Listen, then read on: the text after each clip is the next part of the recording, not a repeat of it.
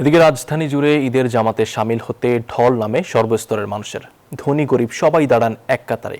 জাতীয় মসজিদ বাইতুল মোকাররম সংসদের দক্ষিণ প্লাজা সহ রাজধানীর বিভিন্ন ঈদের জামাতে দেখা গেছে এই চিত্র। এ সময় মুসলিম উম্মার শান্তি ও সৌহার্দ্য কামনায় করা হয় দোয়া ও মোনাজাত। সকাল 7টায় ঈদের জামাত অনুষ্ঠিত হয় জাতীয় মসজিদ বাইতুল মোকাররমে। একে একে 8টা, 9টা, 10টা এবং 11টায় অনুষ্ঠিত হয় ঈদের জামাত। সবার মোনাজাতে মহান রাব্বুল আলামিনের বরকত ও রহমতের আশা। সবাইকে যাতে নেক আমলের সাথে চলার তৌফিক দান করে আল্লাহ যেমন আমাদের সকল বিপদ আপদ থেকে হেফাজত করে। সামনের দিনগুলোতে যেন বাংলাদেশ সুখী ও সমৃদ্ধশালী হয়।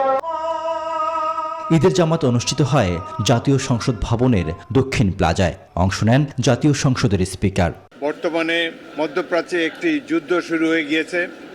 আগামী দিনে আমাদের মতো রাষ্ট্রগুলোকে অর্থনৈতিকভাবে বিড়ম্বনার শিকার হতে পারে। আমরা আশা করব, আল্লাহ রব্বুল আলামিনের কাছে কামনা করব, অতি অল্প সময়ের মধ্যে শীঘ্রই যেন এই যুদ্ধ শেষ হয়ে যায়। রাজধানীর আগারগাঁয়ে পুরনো বাণিজ্য মেলার মাঠেও অনুষ্ঠিত হয় ঈদের জামাত।